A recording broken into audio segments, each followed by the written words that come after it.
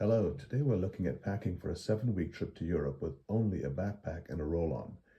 As you see here, the roll-on would meet the standards to get onto the aircraft, and the backpack is not packed solid. There's room in the backpack to put more things in. This allows you to shuffle things from the roll-on to the backpack if you needed to do that for weight adjustment. Once you arrive at your destination, then we can reallocate things between the backpack and the roll-on and use the backpack for your hikes and visits around town. Let's begin with the personal item. I try to load this backpack with my MacBook Air and other critical items, and I leave enough room that if for some reason I'm required to check in my roll-on, I can move most of my roll-on contents into my backpack. From an electronic perspective, here are the things I look at. I've got 2 cables that are USB-C to Lightning and USB-C to USB-C, a power block, a mouse, and an external hard drive, and 2 plugs. The 2 plugs look identical, but they're not. We're slightly different in that the prongs on them are of different thickness. One of them is a type F and the other is a type C. If we take a look at the countries that have type F and C, we see that the only country without an F is France on this list. However, in a particular hotel or a particular room, you may find that the plug only handles an F or a C. Here's how we pack all that into one little packet.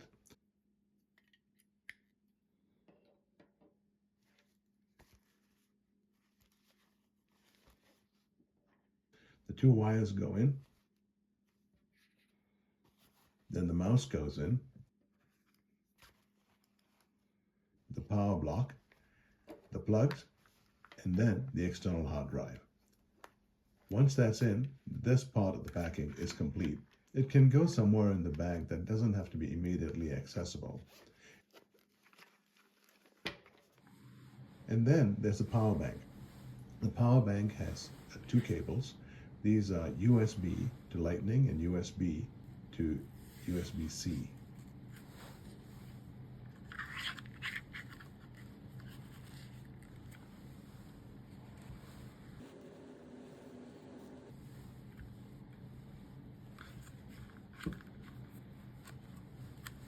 Another thing that I take with me is an extension cord. I used to carry a 1-bead power strip, but I found it too heavy, although it has a number of USB ports. This extension cord that I carry is light.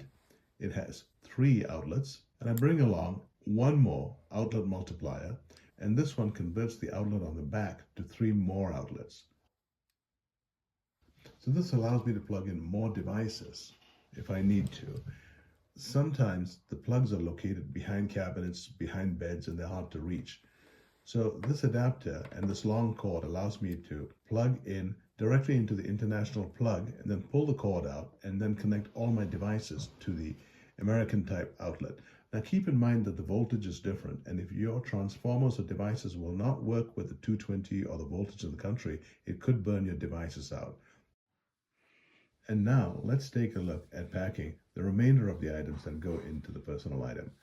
I carry 1 change of clothes, which is a t-shirt, an undershort, and a pants. Along with that, I carry some toiletries.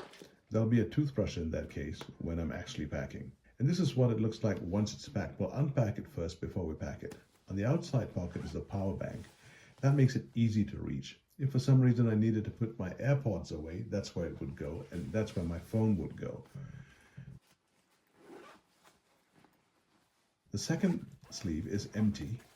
The bag has 4 sleeves. The third sleeve is also empty, so lots of room.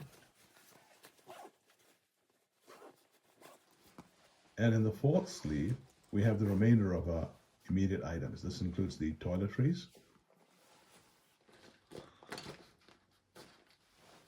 the electricals we packed earlier, the MacBook Air, the t-shirt,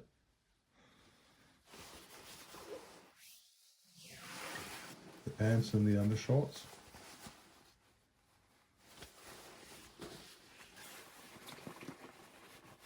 and the electrical cord with the outlet multiplier. And that bag is empty. Now let's repack it.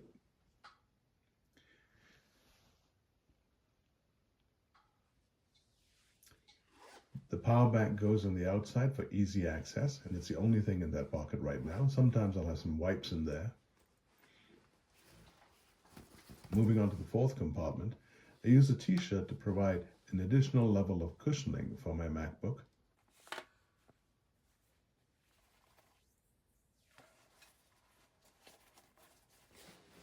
Then the pants and the undershorts get rolled up and go into the bottom of that section.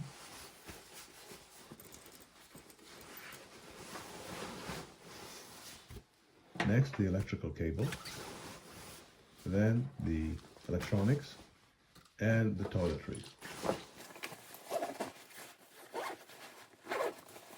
Once this is all zipped up, I cinch up all the clamps to make the bag as small as possible. And this is how the bag looks when it's all done. This goes nicely under the roll-on handle. So that's the personal item packed. And there's more room to pack shoes, slippers, snacks, water, a jacket or more, or to shuffle clothes. Sometimes if you're wearing extra layers of clothing to reduce the weight or space within the roll-on, we can now take the opportunity once you're on the plane to reshuffle that back into all that extra space on the backpack or the personal item. So next, let's take a look at packing the roll-on. The first question is, are you going to bring a roll-on or a rolling backpack? The difference is that the roll-on is pretty structured and well known. However, once you arrive at your destination, if you are going into Airbnbs or cobblestone streets, narrow alleys, you'll find that having a roll-on can be difficult. A backpack would be so much more convenient. One thing you could do is you could repack everything into the backpack and expand it to its maximum size, and that makes the roll-on light enough that you could just pick it up and walk with it, or alternatively to choose a rolling backpack. Today we're going to pack a roll-on, although I will be shopping for a rolling backpack, and if I find the right one, I'll do a separate video on that. I begin with a list of all the things I'm going to pack, and this does not include the electronic parts we covered earlier. So on this list, which is difficult to see, I itemize what I plan to carry. On the following list, I focus in on one piece of it, and I break this down into what goes into the roll-on, what goes into my personal item or backpack, and what I end up wearing. And here we're looking at an expanded view of that list. The idea being that the blue boxes indicate the mid-size bag ale, and the green boxes indicate the small bag ale.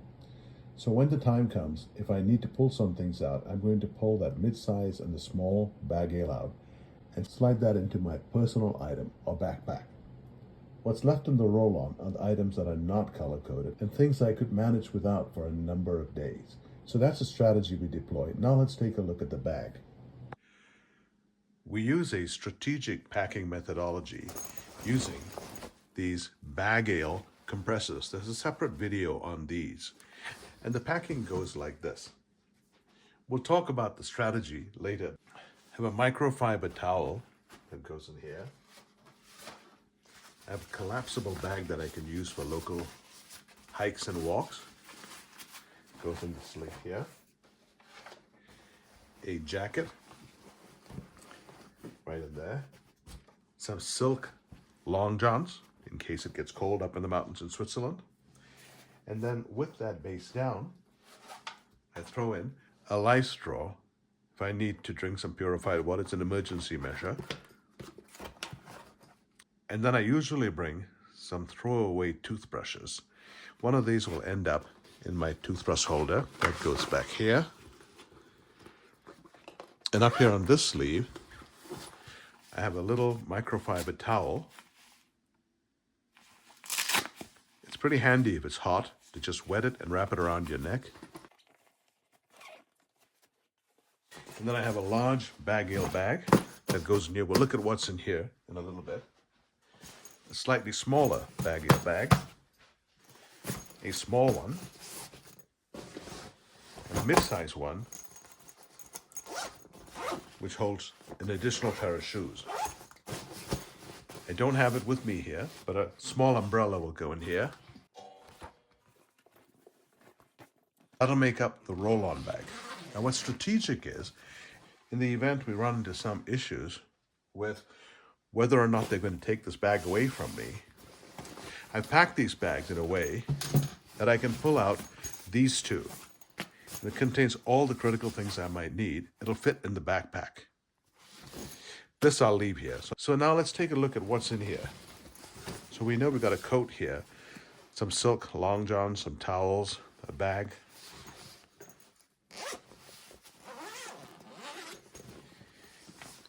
In this bag, I have a long sleeve t-shirt, a pair of shorts, and some swimming trunks.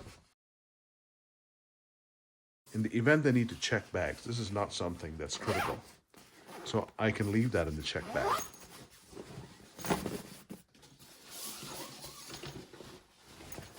The shoes, I can pull out and add it to my backpack.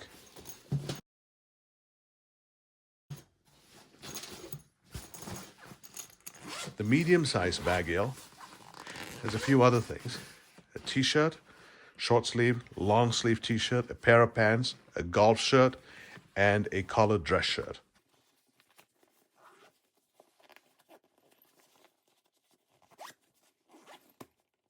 And then the small bag has a few other things.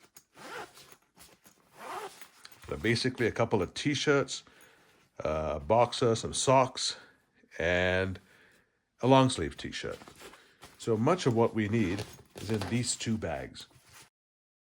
So in the unlikely event that somebody wants to check this bag, which shouldn't happen because it's within all thresholds, what happens is we jump over to the backpack, which we had packed earlier. We've got these empty compartments, and we slide this mid-size bag right in here. Zip it up.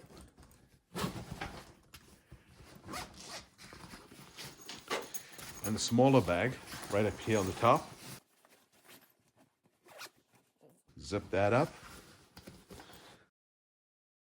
This one goes back with the roll-on.